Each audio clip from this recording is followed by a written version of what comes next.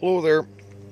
We're going to teach you how to bypass an early 90s, or mid to late 90s GM VATS system, the vehicle anti-theft system. Problem, turn the key, nothing. Almost sounds like a neutral safety switch or a bad starter. With the key on, if you look, your security light may be flashing. If you have this, this is a good indication that you have a VATS, a vehicle anti-theft system dilemma. To diagnose, take your glove box out. There's 4 screws down here, 3 screws, they're 7 millimeters. Drop the glove box out.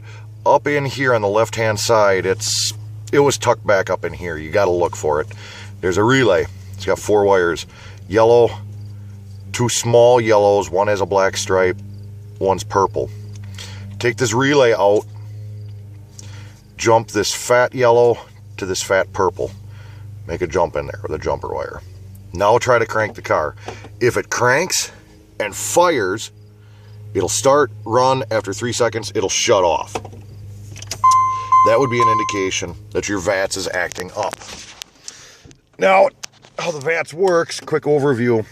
On the keys, there's this little resistor in here, and that's all it is a resistor. There's 15 different resistors. How it works is you put the key in, there's a little sensor in here, it picks up, connects on this side, connects on this side, and it measures the resistance, runs it down through a wire underneath your column. To bypass this, take your ohm meter on your 20,000, focus, your 20,000 ohm setting, and measure from this side of the little resistor to this side. This happens to have 1,870 ohms. That would be a number 7 key. There's 15 different ones. If you do a Google search, you can find them everywhere. To bypass this, what happens is normally these wires break up in here. So to bypass this, what we do is we pull this panel down under the steering column, and you're going to look for an orange wire. Unless it's an older vehicle that does not have airbags, then it will be black, I believe. You can look for an orange wire. We've already cut this guy. This guy used to run to this plug. If you want to verify that you have a bad connection up in there, you can test continuity on this side. You can actually test resistance. It should match what your key is. If it does not, the car thinks it's trying to be stolen. It will not allow the car to crank or fire. So what we do is we take the wire that we cut off, we go to Radio Shack. Like I said, I had 1,870 ohms, so I bought some resistors here.